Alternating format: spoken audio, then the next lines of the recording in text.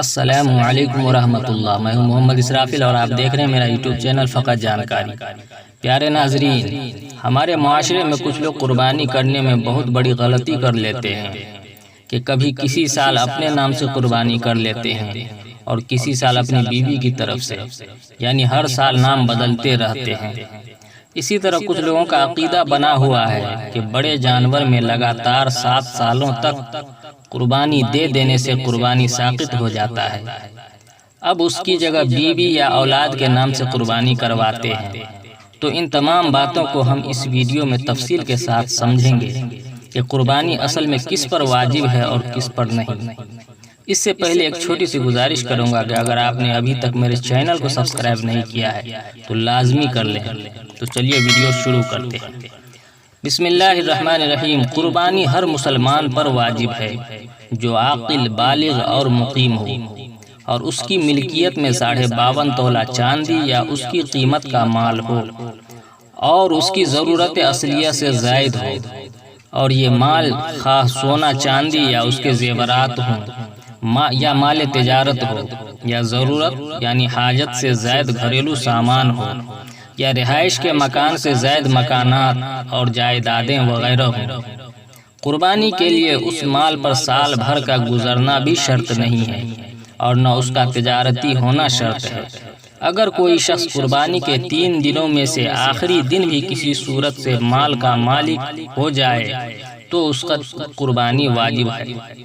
بچہ اور مجنون یعنی پاگل کی ملکیت میں اگر اتنا مال ہو تو بھی ان دونوں پر یا ان کی طرف سے ان کے ولی پر قربانی واجب نہیں۔ اگر کوئی شخص شرعی قاعدے کے مطابق مسافر ہو، یعنی قربانی کے دنوں میں اپنے وطن سے 48 میل یا اس سے زائد کی دوری میں گزریں تو اس پر بھی قربانی واجب نہیں۔ اگر قربانی کے دنوں میں 12ویں ذی الحجہ کو سورج غروب ہونے سے پہلے اپنے گھر آ گیا اور وہ صاحب حیثیت لوگوں میں سے ہے تو اس پر قربانی واجب ہوگی۔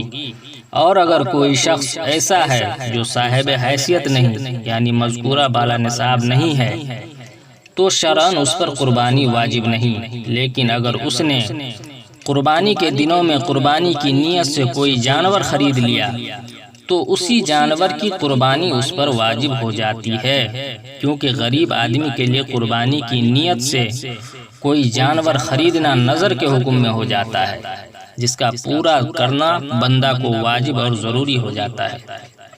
اور ضرورت اصلیہ سے وہ ضرورت مراد ہے جو جان یا آبرو سے متعلق ہو، یعنی اس کے پورا نہ ہونے سے جان یا عزت و آبرو جانے کا اندیشہ ہو، مثلا کھانا پینا، کپڑے پہننا اور رہنے کا مکان، اہل صنعت و حرفت کے لیے اس کے پیشے کے اوزار، باقی بڑی بڑی دیگیں، بڑے بڑے فرش، شامیانے، ریڈیو، ٹیپ ریکارڈ اور ٹیلی ویژن، VCR وغیرہ، یہ اسباب ضروریہ میں داخل نہیں ہیں، اس لیے ان کے مالک پر قربانی واجب ہوگی جبکہ ان کی قیمتیں نصاب تک پہنچ جائیں۔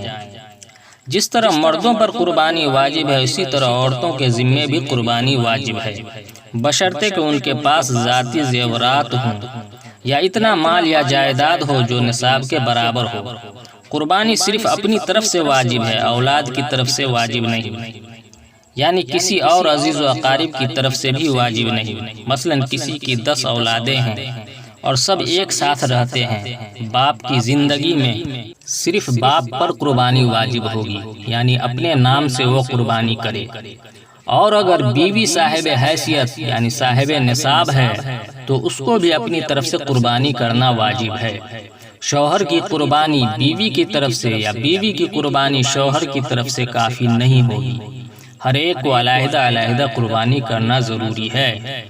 بعض لوگ ایسا کرتے ہیں کہ کسی سال اپنے نام سے قربانی کر لیتے ہیں اور کسی سال اپنی بیوی کی طرف سے، یعنی ہر سال نام بدلتے رہتے ہیں، یہ جائز نہیں۔ اگر صاحب نصاب ہے تو اس کو اپنی طرف سے قربانی کرنا ضروری ہے۔ اگر اپنے نام سے نہیں کی، کسی دوسرے کے نام سے کر لی تو اس کے ذمے وجوب باقی رہ جائے گا۔ دوسروں کے نام سے کرنے میں خود اس کا وجوب ادا نہ ہوگا۔ اگر باپ کی وفات ہو چکی اور اولاد ایک ساتھ رہ کر کاروبار کرتی ہیں تو اگر ان کا مال مشترکہ یا جائیداد تقسیم کرنے کے بعد ہر ایک صاحب نصاب ہو جاتا ہے تو ہر ایک بالغ اولاد کو اپنے اپنے نام سے قربانی کرنا ضروری ہے۔ اگر کسی ایک بھائی کی طرف سے کی تو بقیہ بھائیوں کے ذمے وجوب باقی رہ جائے گا۔ اگر ماں باپ پر قربانی واجب تھی اور وہ نہ کر سکے تو انہیں وصیت کرنا ضروری ہے۔ اگر وصیت کر کے انتقال کیا ہے تو ان کی طرف سے ان کے مال میں سے قربانی کرنا ضروری ہے، اور اگر وصیت نہیں کی ہے تو ان کی طرف سے واجب نہیں، اور اگر کوئی شخص ان کی طرف سے قربانی کر دے تو یہ قربانی نفل ہوگی، اس کا واجب ساقط نہ ہوگا، صرف اس نفل قربانی کا ثواب ان کو پہنچ سکتا ہے۔ بحوالہ تاریخ قربانی از صفحہ نمبر 40 تا صفحہ نمبر 43، ماخوذ از مسائل عیدین و قربانی صفحہ نمبر 103-104 از حضرت مولانا محمد رفعت قاسمی، مطبوعہ حامد کتب خانہ کراچی۔ اب بات رہی کہ 7 سالوں تک مسلسل قربانی کرنے سے ذمے سے ساقط ہو جاتا ہے، تو اس کا جواب یہ ہے کہ اگر بھینس میں حصہ لیا جائے تو جائز ہے، مگر زندگی بھر ہر سال قربانی کرنی واجب ہے، چاہے بھینس میں حصہ لیا کریں یا بکرا کیا کریں۔ جبکہ آپ مال نصاب کے مالک ہیں، لوگوں کا جو عقیدہ ہے کہ بھینس میں حصہ لینے سے 7 سال میں فریضہ مکمل ہو جاتا ہے، آئندہ قربانی کرنا واجب نہیں ہے، غلط ہے، بلکہ موثر مالدار پر ہر سال قربانی کرنا واجب ہے۔ ماخوذ از فتاوی قاسمیہ جلد نمبر 22 صفحہ نمبر 70-71 از مفتی شبیر احمد قاسمی۔ ناظرین کرام، امید کرتے ہیں یہ جانکاری اچھی لگی ہوگی اور مسئلہ بھی سمجھ میں آ گیا ہوگا۔ اگر قربانی کے تعلق سے آپ کے ذہن میں کوئی بھی سوال ہے تو کمنٹ میں ہمیں ضرور لکھیں۔ ویڈیو پسند آئے تو لائک اور شیئر کر دیں۔ پھر ملتے ہیں اگلی ویڈیو میں انشاءاللہ ایک نئی جانکاری کے ساتھ۔ جب تک کے لیے والسلام علیکم ورحمۃ اللہ۔